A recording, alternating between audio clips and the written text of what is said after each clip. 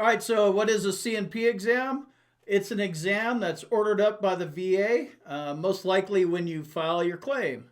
If you did not prove your claim up enough, you might not even get a C&P exam and have your claim denied. It's important to have solid medical evidence because the C&P exam is part of the duty to assist. So, what are some things that you need to know before you go?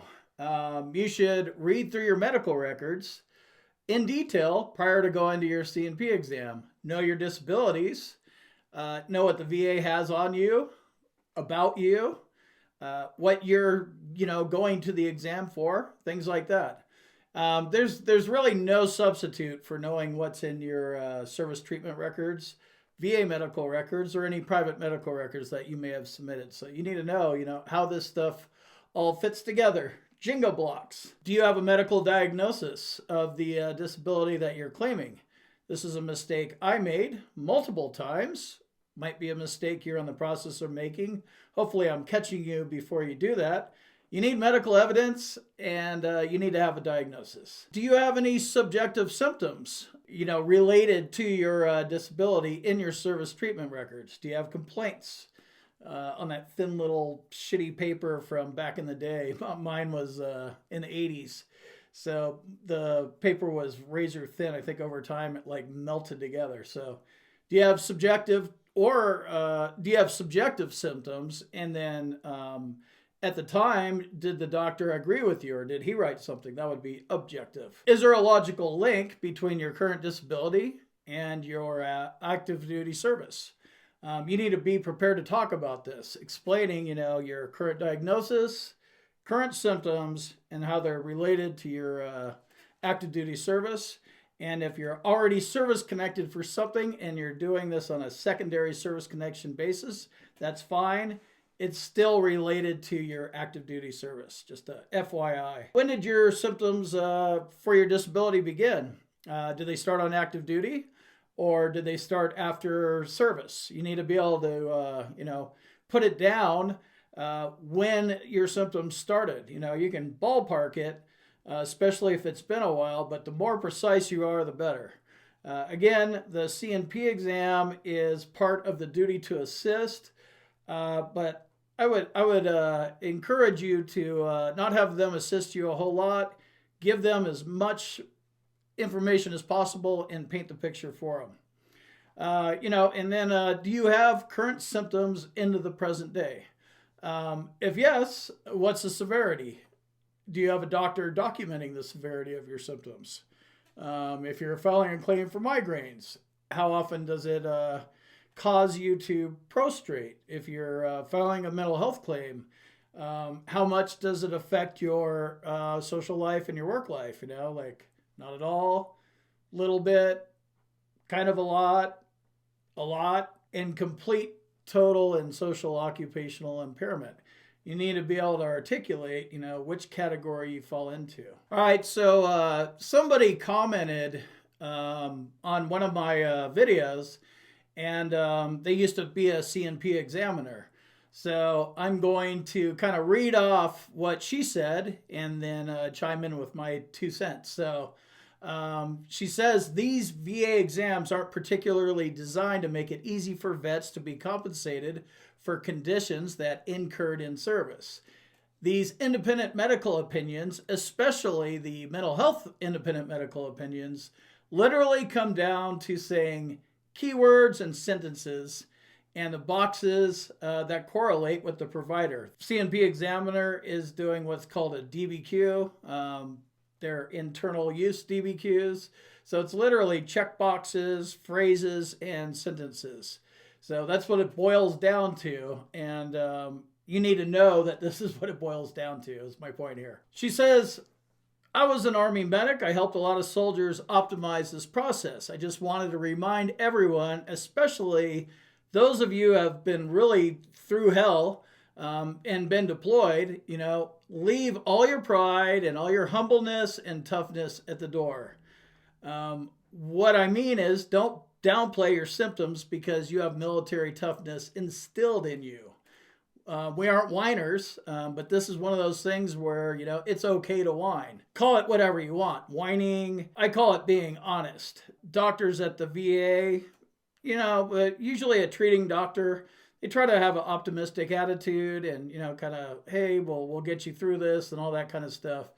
A C&P exam is not going to treat you in any way. They're just there to evaluate you. So do not downplay your symptoms at all. Tell them exactly what's going on and how hellish your life has been as a result of your active duty service and service-connected disability. No one wants to be denied and then go through the appeals process. If you file a claim, it gets denied, then you have to go through a higher level review, which is just a new fresh of eyes looking at the exact claim that you filed. Or you can go with a supplemental claim where you could supplement your claim with new and relevant evidence, or you could go straight to the BVA. These are all portions of the appeals process. You want to avoid all that stuff. Be open about your suffering, and don't forget to mention the flare-ups if you have them, like, in your back or something like that. Tell them all the meds that you take, definitely your over-the-counter meds, like ibuprofen or, whatever. You have to paint the whole picture. Tell them all the meds, over-the-counter, prescribed, all your symptoms, and you're going to have a short period of time to do this. So these little details can be determining factors that get you the rating that you deserve and not just a big fat 0% or not service-connected. So, this is why it's important to study your disability, how it affects you, symptoms, severity of symptoms, and all that kind of stuff. You want to be able to get all these little details lined up because just one of them can throw you into a world of hurt for sure. She goes on to say social and occupational impairment. And that's all the VA raters really care about when determining your rating. Actually, the rater determines the rating, but the C&P examiner gives the info to the rater. So social and occupational impairment. If you're new around here, this might be a new phrase for you. Also, if you're new around here, be sure to subscribe to the channel and click the like button on this video so you don't miss any of my upcoming videos. So social and occupational impairment. Here's an example. She had a female who had a hysterectomy and she claimed it, and it was on her disability claim. She went to a C&P exam for it, and she was baffled as to why she only received 0% because it occurred on active duty. The reason why is she had no symptoms with the hysterectomy at all since it happened. It made her previous pain go away. She had no impairment whatsoever, despite having an operation. So I thought this was a good example. Had a problem, hysterectomy, right? Had surgery, had it taken care of, and then there's no complaints. The problem solved. Hearing loss is another one that's kind of like this. Your ears get blown out, and you go to the audiologist, get a hearing test, and then you're 25 years old and they stuff hearing aids in your ears. No more problem. You hear fine, veteran. So it's like that. So social and occupational impairment, how it affects your work and your social life. You need to get familiar with this. And if you are familiar with it, you can't get too familiar with it. I learn it almost on a daily basis. She goes on to talk about flat feet, pes planus. Simply having flat feet won't get you a rating. Do your feet and arches hurt? Do you wear inserts? Have you even gotten prescribed inserts? Do you feel numbness and tingling when you walk? Do you walk with a limp? Do you have plantar fasciitis? Do you have a diagnosis for it? If you broke bones like I did, metatarsalgia, that has a diagnostic code. All these things have diagnoses and diagnostic codes. So you need to have these things, and this is the medical evidence piece. Again, this comes down to social and occupational impairment.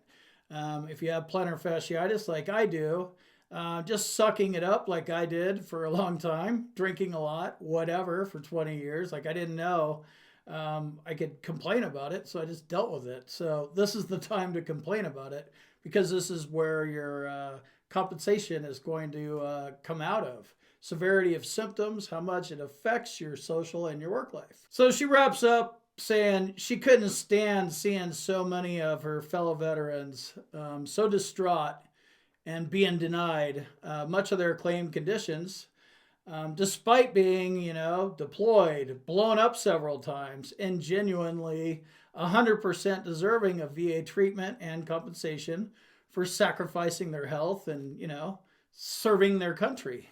That's what this comes down to. You served your country, you did it, you sucked it up, you didn't complain about it. Now it's time to complain about it.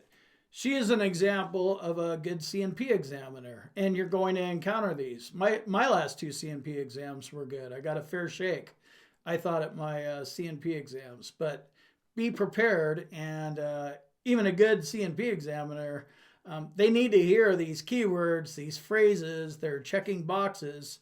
So you need to study up on your disability and what your CNP exam is going to be like. This is why we have CNP exam prep. It sounds kind of silly and simple, but this is what it's all about. CNP exam prep is preparing yourself for your CNP exam, and we're just focusing in on the disability that you filed a claim for.